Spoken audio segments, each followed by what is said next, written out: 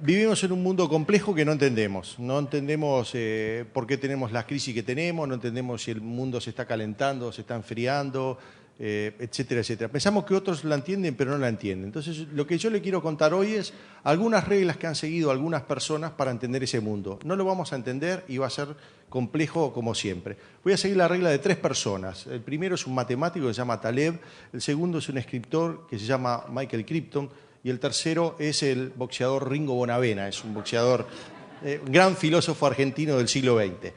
Voy a empezar con Taleb. Taleb es un matemático, pero tiene 10 reglas cómo vivir en el mundo complejo. Tienen 20 segundos para saberlas de memoria.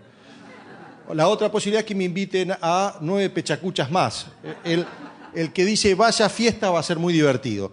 Pero yo voy a elegir la quinta, que dice no disturbe sistemas complicados que están funcionando por mucho tiempo porque no entendemos su lógica. Es decir, muchas veces nosotros nos ponemos arrogantes y pensamos, vemos un sistema que está funcionando y decimos, esto lo podría mejorar o esto podría ser más justo. Alguien que pensó bastante sobre este tema es este escritor que se llama Michael Crichton, que lo que empezó a fijarse, bueno, qué había pasado con esa arrogancia, con esas cosas, y empezó a contar un cuento bien interesante sobre lo que pasó en Yellowstone, el parque de Yellowstone. Todos ustedes lo conocen porque es donde vivía el oso Yogi.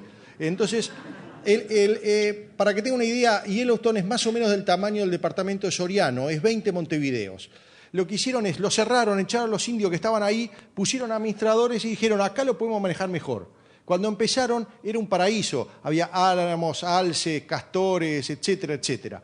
Con todo el apoyo político en ese momento del primer nivel, el presidente Theodore Roosevelt, etcétera, etcétera, que fue varias veces a visitarlo, y eso era realmente un paraíso, estaban todos muy contentos, ¿no? Ahí tienen al presidente que había ido a visitarlo, todo el apoyo.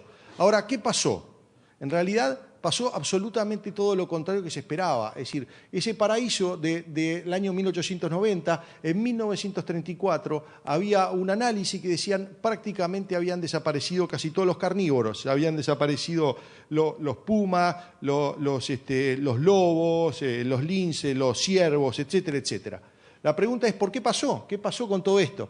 Pasó que cuando vino el hombre blanco a administrar eso, dijeron, nosotros lo podemos hacer mejor.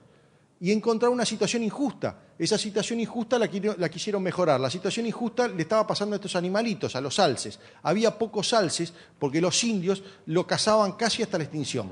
Entonces dijeron, no, vamos a hacer lo contrario. Vamos a hacer crecer alces y vamos a medirnos la productividad y el salario por la cantidad de alces.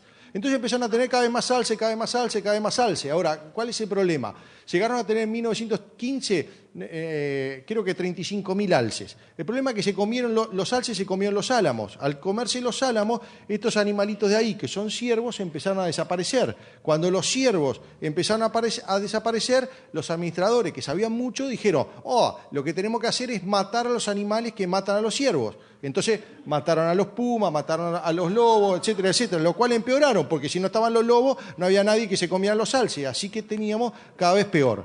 ¿Cómo termina esta historia? Esta historia termina de una forma bastante trágica en el año 1988. Estos administradores, que eran muy sabios, tenían la política de cero tolerancia a los incendios. Y el cero tolerancia a los incendios terminó con un incendio de tamaño baño, que se quemó 1/3 del parque. Se comió 1/3 del parque porque al final vino uno tan grande que fue mucho peor. Entonces, ¿qué fue lo que pasó? Lo que pasó en el fondo es que nadie le prestó atención a los que estaban antes en ese parque, que eran los indios, los que realmente sabían manejar ese parque. ¿Por qué no les preguntaron? Porque los nuevos, que eran muy sabios, pensaron de que lo podían hacer mejor, porque los indios eran muy agresivos con el ambiente, mataban los alces casi hasta la extinción, prendían fuego y cortaban árboles. Entonces dijeron, lo podemos hacer mejor. Ahora, ¿por qué? ¿De dónde venía la fe que lo podían hacer mejor? Porque tenían un diagrama. Taleb lo que dice es, desconfíe de todas las personas que tienen un diagrama para entender el mundo. ¿De acuerdo? Si ustedes piensan que esto es así, la realidad siempre es muchísimo más compleja que un diagrama.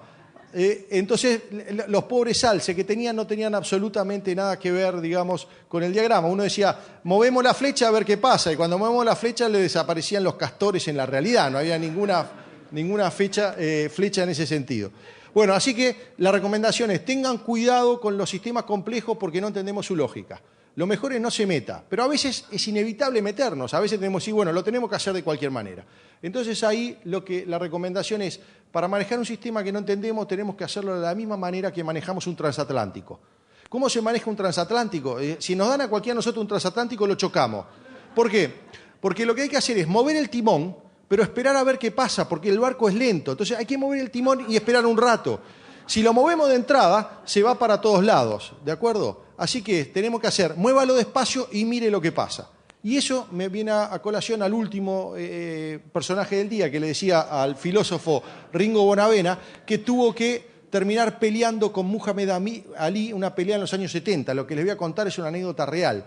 Va a pelear Muhammad Ali contra Bonavena en los años 70 y una pelea durísima. El primer round fue muy difícil para Bonavena. Cuando vuelve a ringside, viene el entrenador y le dice, vamos Ringo, que ni te tocó. Segundo round otra vez, terrible, vuelve y dice, vamos Ringo, que ni te tocó, ¿no?